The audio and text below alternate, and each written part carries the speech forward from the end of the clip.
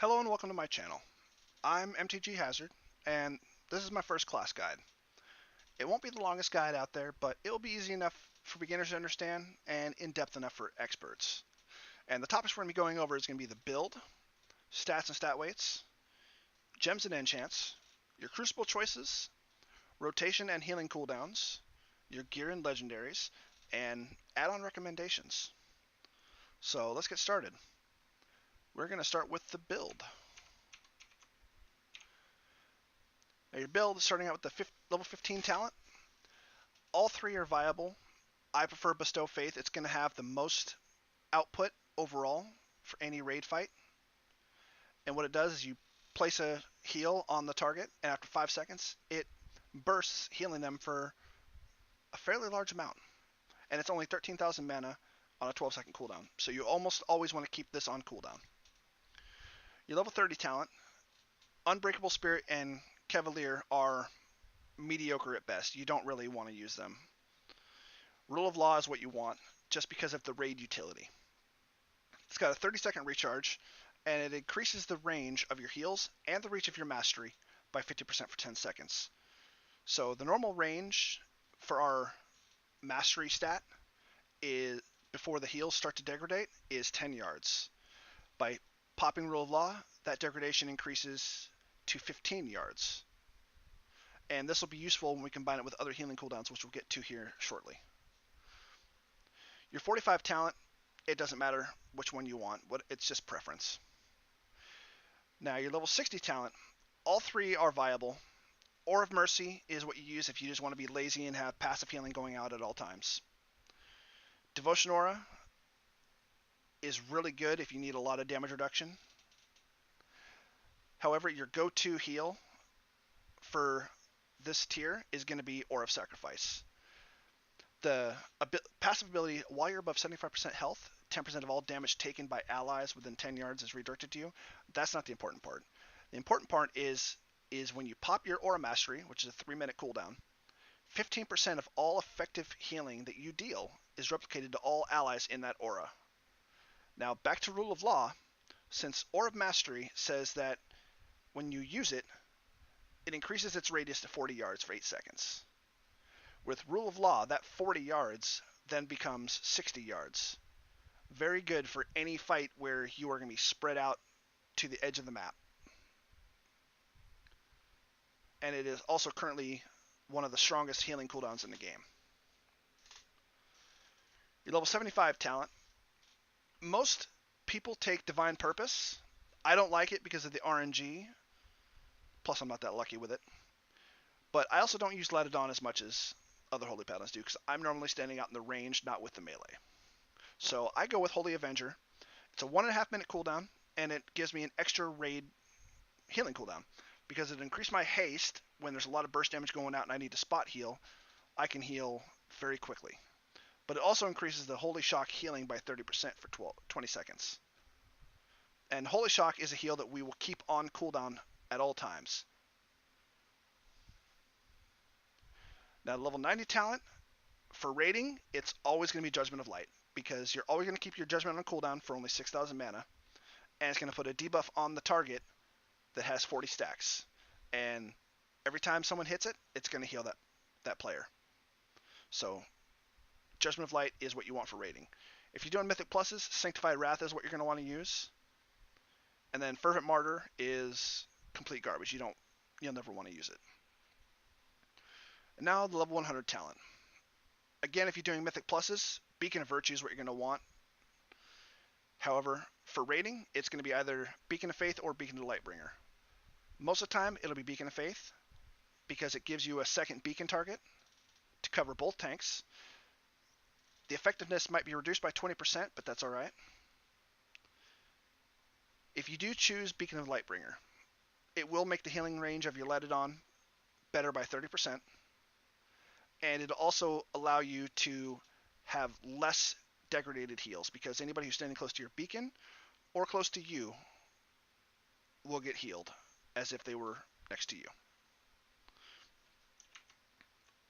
Next thing we're going to go over is the stat priority and stat weights. So crit is our number one stat next to intellect. So crit is what we want to go for.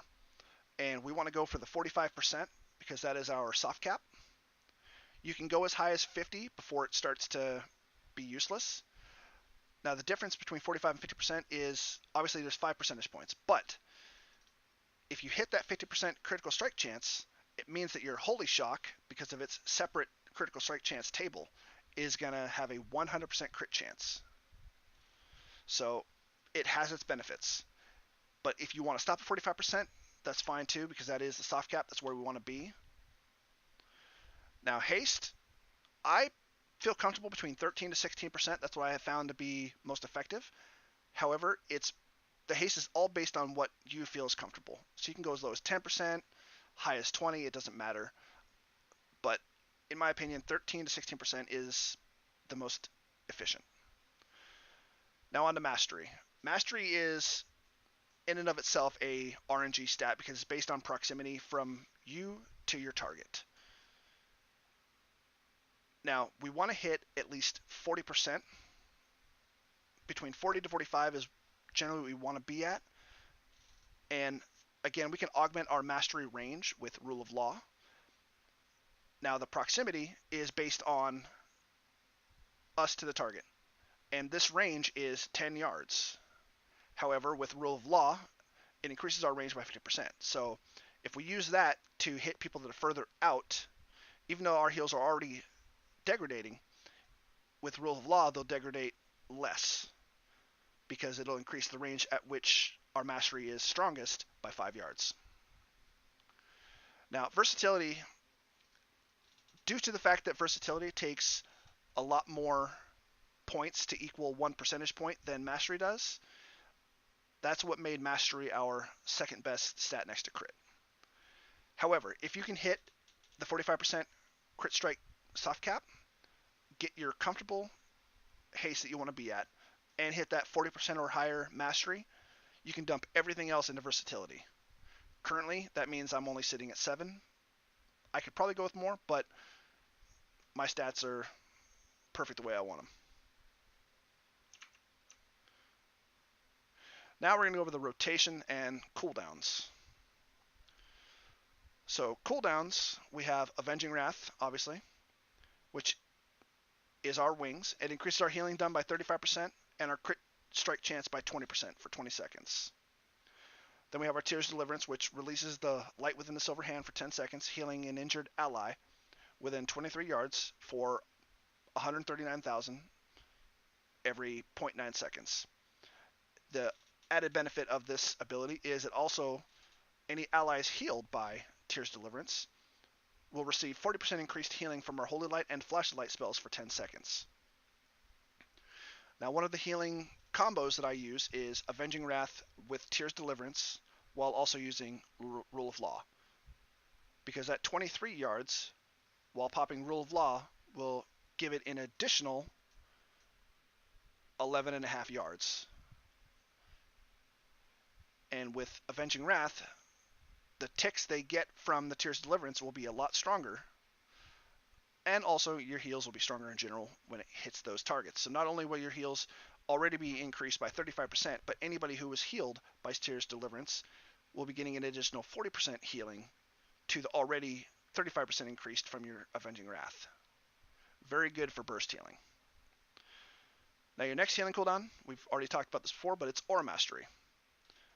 So you always want to use Aura Mastery with Rule of Law, because that, again, that 40 yards becomes 60 with Rule of Law.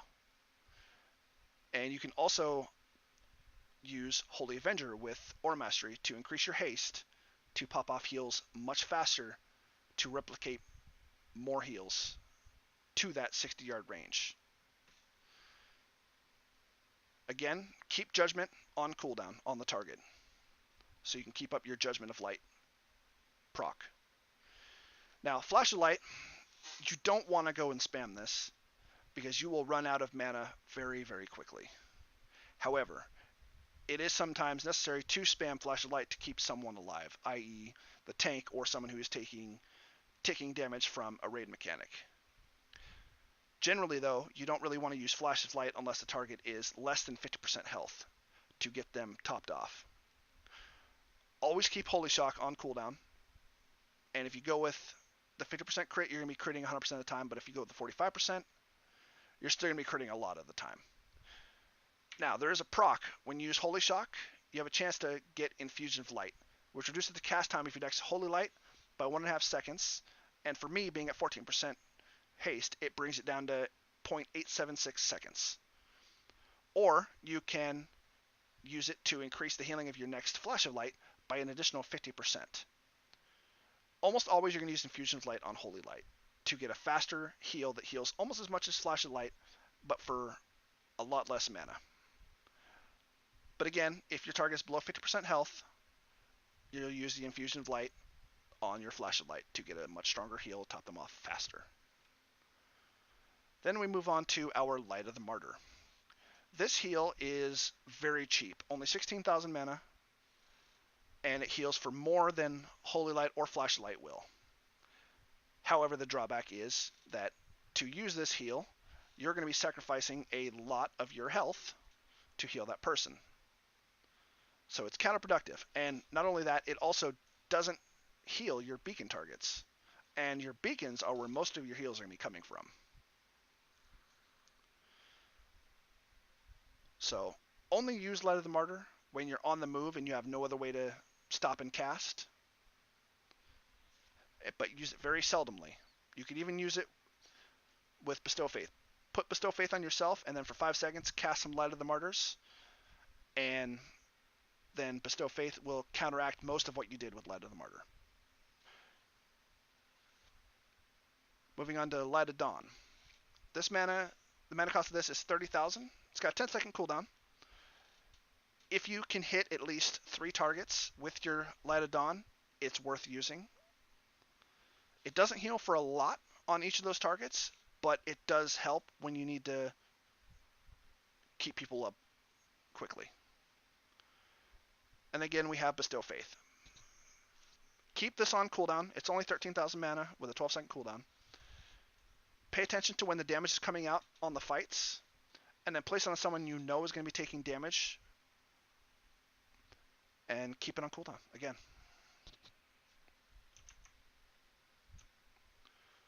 We're going to move on to Crucible choices. Don't follow mine. Mine are a bad example because I have bad RNG for mine. But generally what you want is you want your main priority to be getting the Deliver the Light ability, which makes your Holy Light and Flashlight stronger. Whether that be on the initial ability you get, or if you can get it on your third. You want to get it somewhere.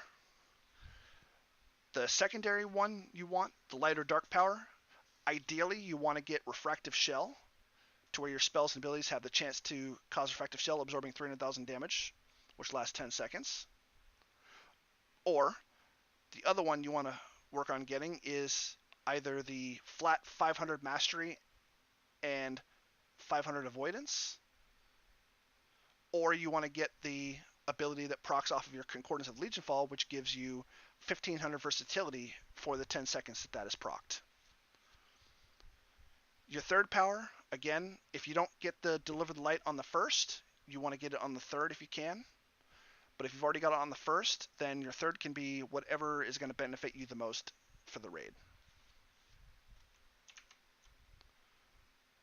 So next we're going to go with gems and enchants. Now what you're going to want to gem and enchant for is going to be crit. However, again, if you can hit that 45% crit soft cap or the 50% crit cap to make your Holy Shock crit 100% of the time, then you can change these enchants and gems for haste if you're not at a comfortable amount that you want, or if you haven't hit the mastery. Or again, with previously what I said, if you hit all 3 of those, you can change your gems and enchants to versatility to increase your overall output.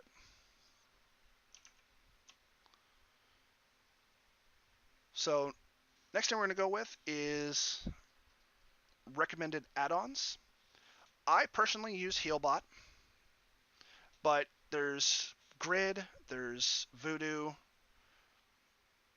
there's plenty of other healing add-ons you can use. Or you can even go with mouse over macros. Or if you want, you can be a point and clicker. Whatever suits you the best. But I personally, like I said, I use Healbot.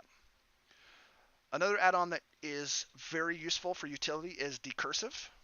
You can see it here on my screen. It's this little box that shows me, but it'll fill up more boxes based on how many people are in your party.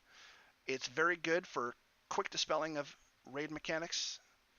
You can have your healing add-on do the same thing by configuring it, but this just makes it so easy because you just click it and it automatically uses your dispel on that target. And obviously you're going to want either big wigs or DBM, whichever you want, it doesn't matter. And lastly, the other add-on that I use for healing is Angry Assignments.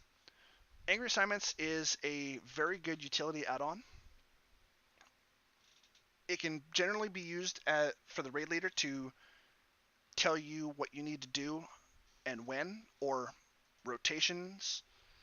I like to use it when I'm in a raid to coordinate with the other healers on which healer is going to use what cooldown when. And that's pretty much what it is. It's just a drop-down menu that has writing on it. It tells you what to do. That's it. So now we're going to go on to the final thing we're going to talk about, which is going to be gear and legendaries. Now, your best in slot legendaries for Holy Paladin is the Velen's Future Sight Trinket and the one I can't pronounce, which is the Crown Jewel of Silvermoon. Now, this one, the reason why it is the second best in slot legendary is because of its equipability, which is Judgment increases all healing you do by 15% for 5 seconds. So automatically, since we're already keeping Judgment on cooldown to proc our Judgment of Light on the enemy,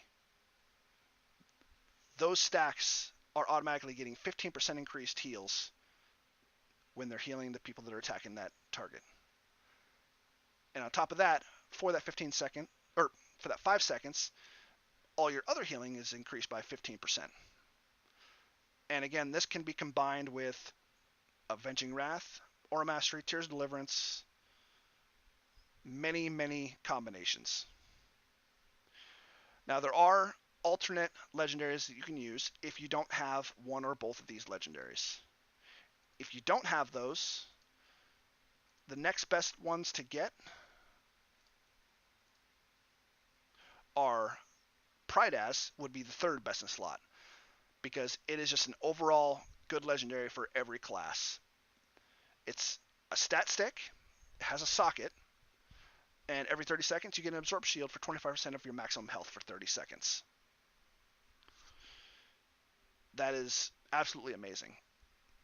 Also, if you do have this and are wearing it, this would allow you to use your Light of the Martyr more often, because it would be taking up the bubble instead of your health. So this would essentially be way better than any of your other heals, except for Holy Shock, obviously. But it doesn't mean you want to go hog wild on casting Light of the Martyr, even if you do have this. But then your fourth best in slot would be the Chain of Thrain for healing. It used to be better before it got nerfed, but even now, Avenging Wrath increases healing done by additional 25%. So the 35% that it's already giving you would go to 60%, which would be even better for burst healing if you combine Avenging Wrath while using Chain of Thrain with Tears of Deliverance, or even if you combined Avenging Wrath with Aura Mastery for ungodly heals. Any of the other legendaries is kind of iffy. The only other closest one would be Onthol's Vision, but for Holy Paladins, for trinket-wise, the Velen's is best in slot, and followed by the Highfather's Machination from Mentorus. Not only does it have a lot of mastery, but its equipability is just amazing for throughput healing. And now on the rest of the gear, tier-wise, for the tier 21, the ones that I found for best combination to keep my stats the way I want them is the headpiece, which drops off of Agrimar. the shoulders, which drop off of Coven, the cloak, which drops off of High Command, and the chest, which drops off of Eonar. You can go in any combination you want. This is just what I have found to be most efficient to get my stat weights the way they need to be. And when you're looking for gear, again, look for gear that gives you crit, unless, of course, again, you've already hit that crit soft cap that you want to be at. And the same goes for mastery and haste. So just find whatever combination of gear you can while getting those stat weights. And then everything else dumps into versatility. And now, the reason why we go for the 4-piece and Tauren gear, tier 21, the 2 set is what we really want, just because of the Flash of Light and Holy Light transfer 40% additional healing to your Beacon of Light target. The drawback on that is that ability does not proc to the Beacon of Faith. So if you have the double beacon, your Beacon of Light will get 60% from your Holy Light and Flash of Light, but your Beacon of Faith will not. Your Beacon of Faith will still only receive 20%. So once you do have your 2-piece, make sure that when you put your beacons on the tanks, put your Beacon of Light on the weaker tank so that they're receiving a higher amount of your heals. Now your 4 set is still worth getting. However, it is RNG based off of RNG. And the first RNG is your Holy Shock has a 30% chance to increase the critical healing of your Flash of Light and Holy Light and Light of Dawn by 100% for 10 seconds. However, first you have to meet that 30% and get that ability to proc. Your second RNG is your Flashlight, Holy Light, Light of Dawn for those 10 seconds have to crit to get that increase. So it's RNG off of RNG, which is not too horribly good, but when it procs, it's amazing.